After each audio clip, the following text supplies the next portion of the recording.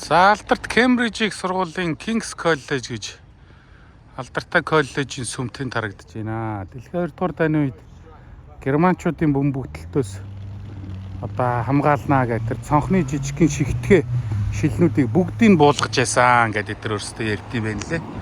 Тэгээ мэдээж дайны дараа буцааж хийж гэж зөндөө ажил болсон. За тэр хэрвээ харж байгаа бол ингээд заваар Кембриж гол те Cam River ингээ хүмүүс түрээд одоо нөгөө заваараа ингээ явж. За эдний коллеж бол их хүнтэй хүн хүзэх гээд байдаг учраас ингээд татвар такс авч оруулнаа. 12 паунд байдаг санагдаж байна нэг хүний. Одоо нэмэгдчихээг бол. За ингээд ийм өнөөдөр нартай сайхан байна. Энэ наатлын задгаа талбай дээр бол бас үхэр мөхөр бэлчнэ тий.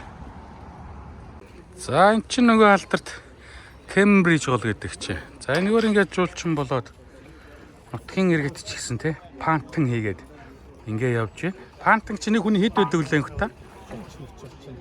30. Пүү. За энд ингээд нэг хүн ингээ суугаад 30 паунд төлнө гэж штэ. Тэгээд ингээ багцлаа дараа хямдард юм. За ийм үнэтэй пантан гэж байдаг юм байна ингээ явхад.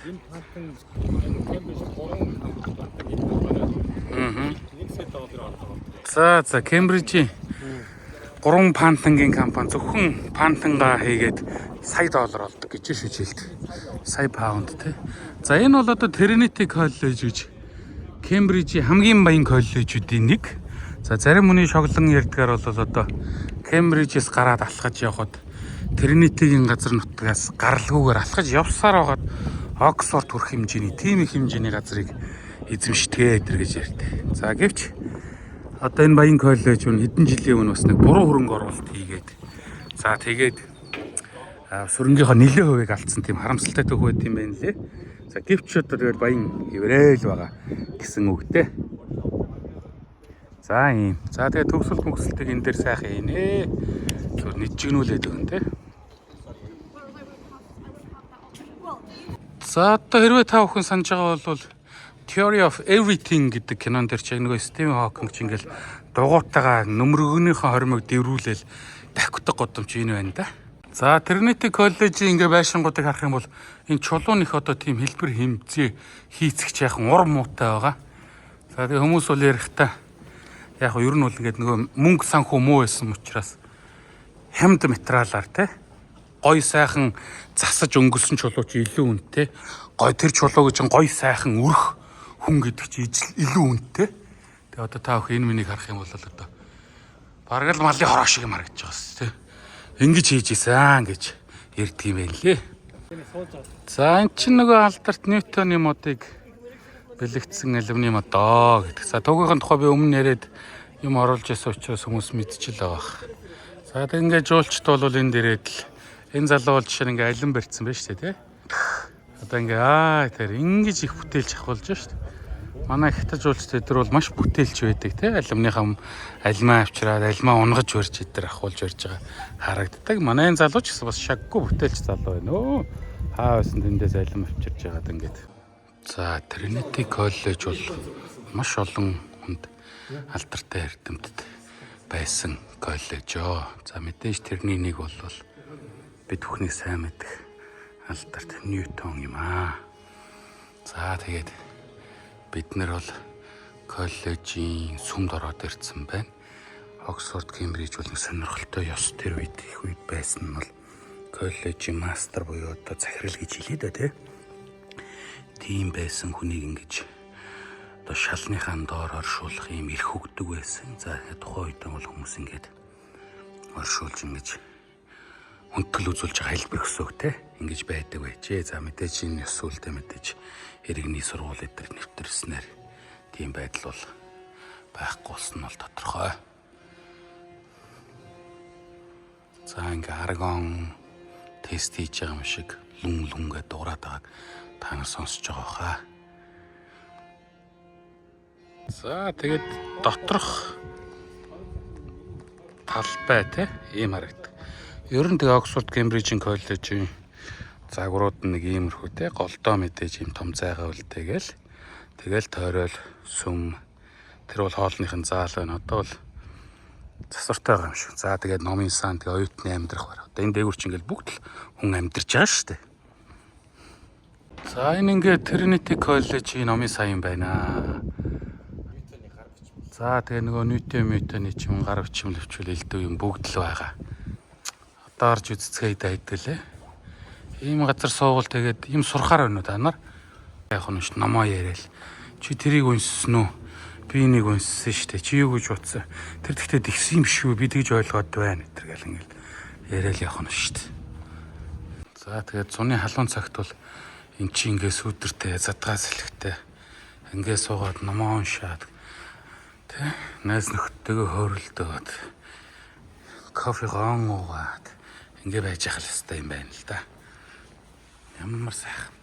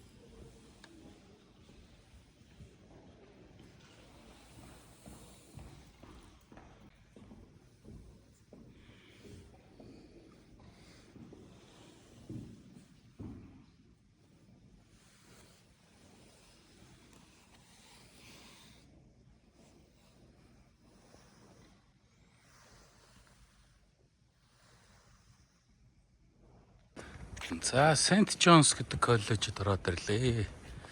Кембрижийн хамгийн баян коллеж гэдэг. За мөн Оксфордын Saint John's ч гэсэн хамгийн баян нь гэж явдгийм байна лээ. Хоолны зал нь дөнгөж хоол идээд дууссан байгaalтай байна. За тэгээд ингээд дизайн загвар бол ер нь адилхан да. Иймэрхүү. За Saint John's-ийн бас их алдартай iconic гүүр бол энэ. Та нар Оксфордын бичлэгээс бас үзсэн байх та. Яг ийм гүүр байдаг. Хүмүүс доор нь хүсэл мөслийн шивэндэг те. Тэрнтэй адилхан. За нөгөө том талбай нь мэдээж байна. Гол кампусд нь тийшээ бий. Энд одоо Кембрижийн хамгийн хуучин барилга гэдэг нэг барилга байдаг. Тэш очиж үзнэ одоо. За тэгээд Saint John's-ийнхоо энэ арканд л их дуртай да. Ингэж гоё харагддаг. Тэ? Ингэж гоё харагддаг. За эдний коллежийн байр бол бас их дажгүй боломжийн харагдчих шүү. Цонхоор нарахад их зайтай. Цонхон их өргөн. Тэ? Ийм зайтай байр талбай ихтэй байр чин гоё л доо.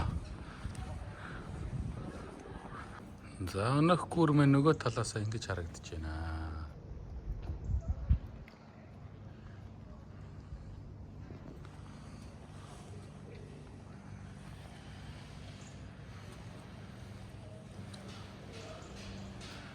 За тэгт энэ байр нь их гоё юм оо гоё юм. Энэ цайг ангилгүйгээр нь өөрөө болгох ч шүү дээ. Цонх монх энд хийгээд ч юм. Гэтэл тэгээгүй хэрэгээр ингэж нээлттэй орхисон юм байна. За энэ байшингийн хан бол нөгөө нэг мөлхөө ургамалтай энэ хан дээр. Тэгээд энэ нь ингээд 100 ном нөгөө намар бүр нэг юм уулаа болчихдог. Намар бол их гоё л харагддаг байсан санагдаж байна. За Кембриж их сургуулийн хотын бас хамгийн хуучин барилга гэдэг барилга дээр ирээд байна. Ийм сүм байдаг аа. Та харж байгаа бол тэр загалмаа маглан бүх юм байна. За энэ бол Harry Potter-ийн маш алдартай дэлгүүрээ Кембрижид байдаг. Хамгийн таалагдсан тэнд одоо Department of Magical Gifts гэх их сургуулийн нэг тэнхэм юм шигээр бичсэн байдаг нь их гоё.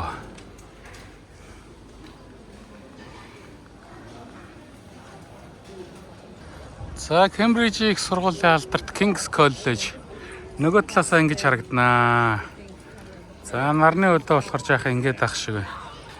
King's-ийг бол маш олон хүн үзнэ. За тэр түрүү яриад байсан Дэлхийн 2 дугаар дайны үед германчуудын бөмбөгдөлтөөс энэ цонхныхон хэсэг бүрийг салгаж авч хамгаалж ирсэн гэж байгаамаа. Тэгээ буцааж байрлуулах гэж их олон жил болсон.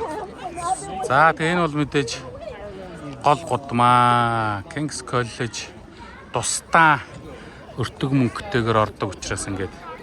За ингээд хүмүүс ингээд зураг авахулаа. Ийм дүр зураг бол ингээд битүү харагданаа. За энэ коллежид мэдээж алдартай олон эрдэмтэд байдаг. За одоо Кембрижийн сургуульд антропологоор сурж байгаа манай золоо бас энэ коллежийн гишүүн гэдэг. Тэгэхээр бас Монголын коллежийн гишүүн бас хэд хэдэн тохиолдлууд байдаг нэг нь. За ийм сайхан байрлал байна да. За тэр цамхаг бол одоо Ариун Мария үлээ ямар Мария үлээ. Тэрний сүмийн цамхаг. За тэн дээр гараад Кембриж хотыг бүтнөөр нь харж болно. Одоо Кембриж хотын хамгийн өндөр цэгийн нэгэ гэсэн үг. За нөгөө алдартай эрдэмтэн Стивен Хокинг чинь энэ байшингийн хоёр давхрын энэ булангийн цонхонд байсан. Өөр ажлынх нь өрөө байсан гэж яриад байд юм аа. За энэ тэгээд ингээд офсон тий. За энэ. За эндээ шишээр ихлээр энэ цагаан байшин бол нөгөө шалгалт авдаг, төгсөлт мөксөлт болдог Senate House гэж өөрсдөө нэрлэдэг байдаг байшин юм байна. Яг энэ буланд. За би нэг 16 онд явж байхдаа салгалаа явж байхдаа яг энэ булан дээр Стивен Хокингийг харах бас нэг тийм тохиол болж исэн. Тэгээд одоо тэр үедээ бол би өөрийгөө их л тэр сүрхийн мундаг хүнтэй таарлаа даа гэж бодож байсан. Нэгэд өрөө нь яг л тэнд байсан юм байна лээ. Like this. За энэ бол нөгөө Eagle Pub гэдэг алдартай пабаа. Англид бол ер нь тэгээд академик соёл болоод арх алкогол хоёр бол салшгүй холбоотой гэж үздэг. Энэ паб одоо яагаад алдарсан юм бэ гэхлээр нөгөө хүний DNA-г нээсэн тий. Ватсон гэж нөхөр чин энд одоо би нээчлээ гэж зар тарааж бөө юм болсон найз нөхдөд ууж байгаа гэж яригддаг. За ийм байна да. За тийм юмараа алдартай паб юм аа. Тэрийг бас бэлэгдээд би Eagle буюу энэ пабын нэртэй дээрээс нь DNA гэдэг нэртэй нэг pint авч уулаа. Тэр Oxford, Cambridge-ийг үзэж ирсэн хүн бол энэ паб руу орж ир заавал нэг pint буюу тэ нэг бокал бие уучаал гардаг юм да. Ийм байна.